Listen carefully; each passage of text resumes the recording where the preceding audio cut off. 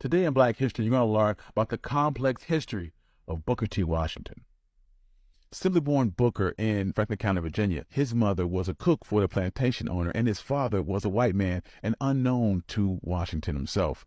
In 1872, Washington walked almost 500 miles to Hampton Institute. He later became a teacher in 1879, and in 1881, at the age of 25, he was referred to the role of principal of Tuskegee University in Tuskegee, Alabama.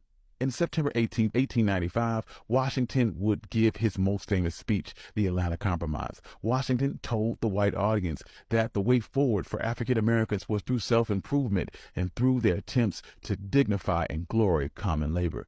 He felt that it was better to remain separate from whites as long as their white counterparts granted their black countrymen access to economic progress, education, and justice under the U.S. court system.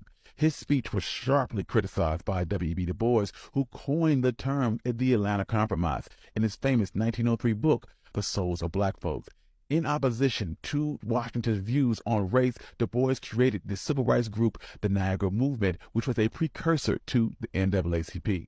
In 1901, Booker T. Washington became the first African American to be invited to the White House by then-President Theodore Roosevelt. This caused an uproar with Southern whites, and Senator Benjamin Tillman stated that they should have to kill 1,000 Negroes to put them back in their place. Another African American would not be invited to the White House for another 40 years. However, Roosevelt still viewed Washington as a brilliant advisor on race, a practice that would continue with his successor, William Howard Taft. Booker T. Washington lived through an era of great change for African Americans, and his legacy is complex. His views on supporting segregation and economic self-determination over political and civil rights caused his feud with W.E.B. Du Bois. By 1913, Washington had largely fallen out of favor with African Americans, but he stayed on at Tuskegee Institute until he passed away November 4th, 1915. He was 59 years old.